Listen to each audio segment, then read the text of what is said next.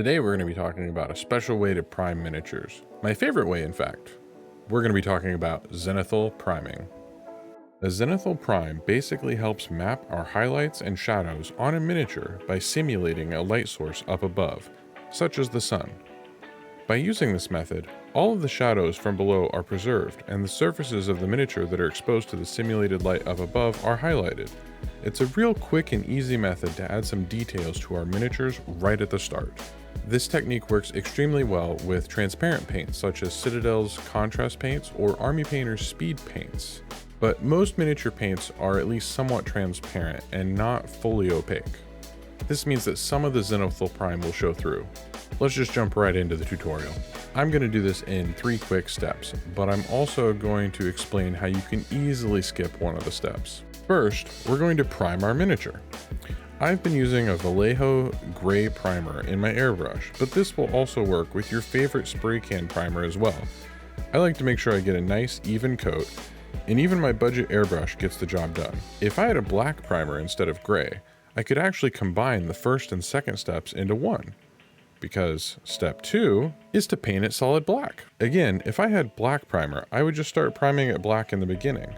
I'm only starting with gray because that's the only primer I have. If you're like me and only have gray primer, leave me a comment down below if you're going to keep using the gray or if you're going to switch over to black after learning this method. As you can see, I like to do some very light coats and build up to a solid black. Definitely make sure we spray from every angle, hit every nook and cranny, spray up under any overhangs, capes, whatever. Getting a nice solid black will really help with what comes next. Remember, you can do this with any black paint or primer. You do not need an airbrush, though it has been really nice and I really enjoy using it. Our third step is to spray pure white from above. I like to start from directly above the miniature for my first pass. Then I start angling it at around 30 degrees or so and rotate the mini as I spray. You could stop with the directly above paint job, but you'll end up with a very dark miniature overall.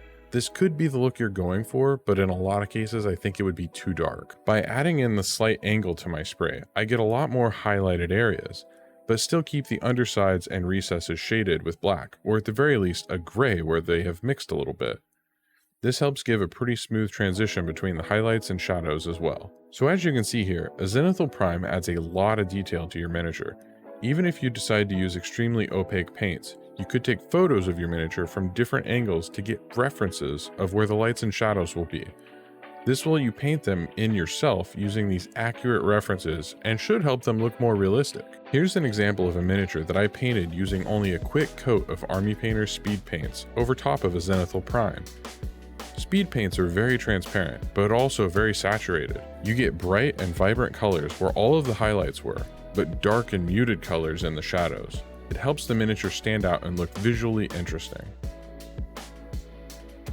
I hope this video has helped you, and if you want to add Zenithal Priming to your miniature painting arsenal, please like the video. Also, consider subscribing if you want to see more content like this. Thanks for watching. Until next time, Shinigaming out. Or if you're going to try to switch over to Brack.